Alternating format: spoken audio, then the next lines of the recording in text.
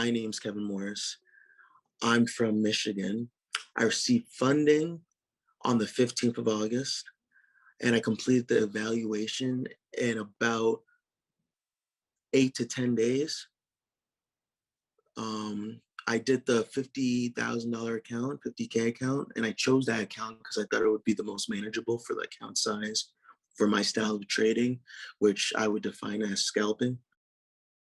You guys had the most, I'd say like transparent, rules and regulations. Like I didn't feel like there's nothing that you guys were saying in your, trading guidelines or rules and regulations that I didn't understand. There was nothing that made me feel any type of suspicion or, any type of like, just second thoughts. Like you guys, out of all the other trading prop firms and just other areas where I could receive funding, you guys seem like my best bet.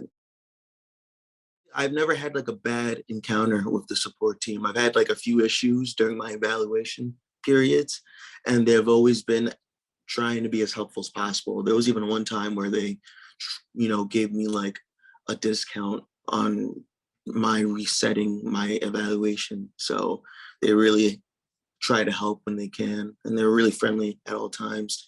Like I would probably seem pretty frustrated at one point, and they still kept professional. So I kind of have to give them props for that. It was actually pretty smooth. From when I finished the evaluation, the second I finished, I just emailed the support team that I finished, and they, went back just to overlook that I did complete it and hit the target. And that took maybe 10 minutes tops. And then they told me that they will send, all my information and credentials to the funding company, and they will get back to me within a day to sign whatever documents I need to sign. And then I should be funded within 2 to 3 business days, which both happened in the same amount of time. And I think I got funded right before 3 days.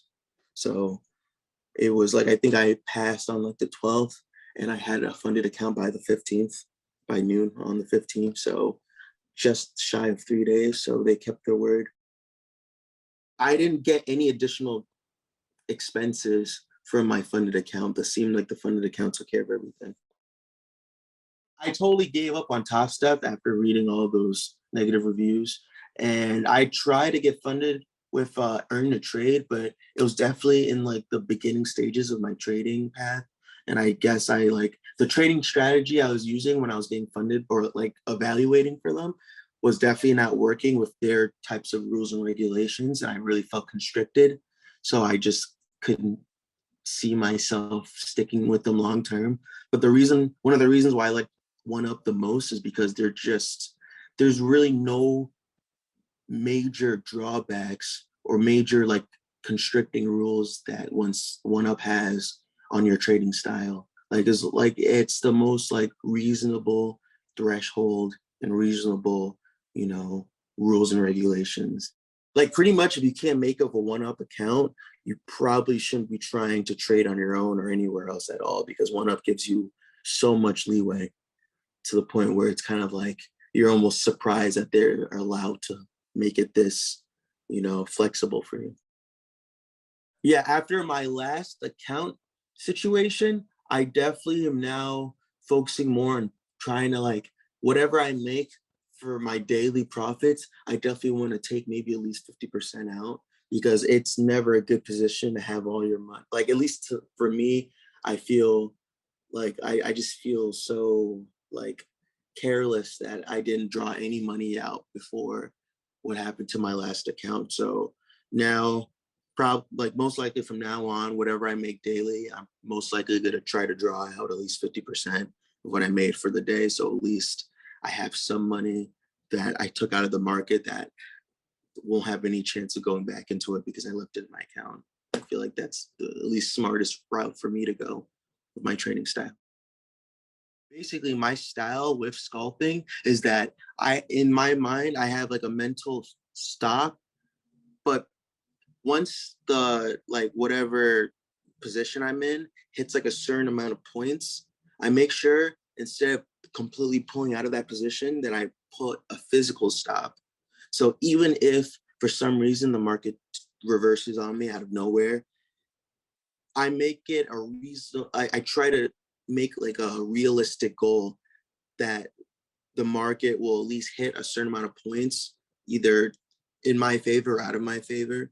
And usually I try to make it like, within like 5 to 10 points per like position, where I will put in like a physical stop, and then either it'll go against me and I just, stop trading for that interval or whatever bar that I was trading on, or it keeps going in my favor. And then I steadily, but like slowly, but steadily increase my uh, stop or like market stop. I think I use a stop market loss. So I never go in blind with a market uh, position. I never do a market trade. I always do a limit trade. So I always have like a mental like, area where like I'm willing to, wait until that the market hits that certain level. And then when my limit hits from that limit trade, I make sure I make some kind of, stop loss after a certain amount of points. But sometimes it's not always a stop loss. Sometimes it's just, kind of like a indent or indicator. I don't know what you want to call it. Just, position where worst case scenario, at least I'm up and I'm not losing anymore. But I always try to be like at least a few points above my entry point or below my entry point if I'm selling.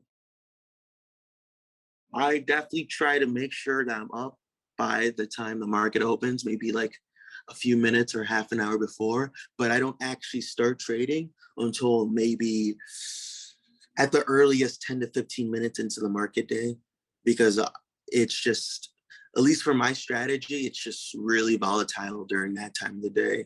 So unless I'm really, you know, confident in where the market's going for the start of the day, because I saw like an earlier trend during the day. Maybe I traded earlier in the, morning before the opening.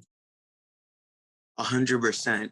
It's just the amount of times and the amount of, you know, effort, and like you wouldn't, because of the rules and regulations that OneUp makes you follow, even though it's, rules that you maybe wouldn't follow personally, it's definitely reasonable rules to a point where if you can't follow these rules, you shouldn't be trading on your own money, because you're just not trading, like you're just not following a certain guideline, even if it's not your own. There's got to be some kind of strategic guide that you follow.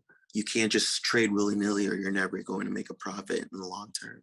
So OneUp definitely made me have to construct a certain path to follow, and then just the practice time. And honestly, what really benefited me over the other trading prop firms that I really liked about OneUp is that they give you like a 14-day trial of a prop trading account.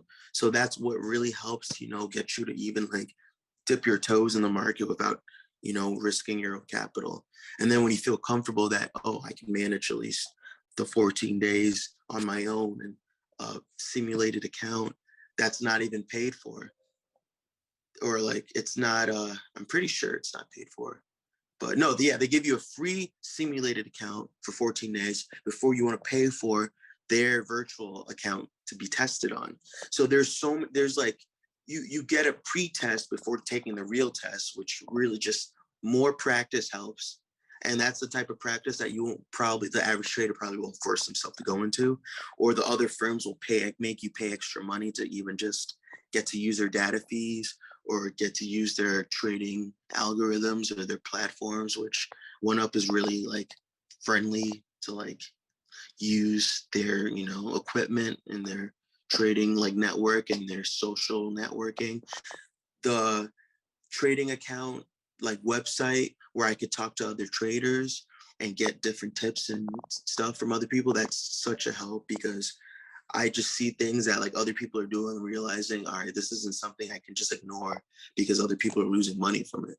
So just being able to, listen or like read other like-minded traders, realize we're all making similar mistakes that we all have to stop.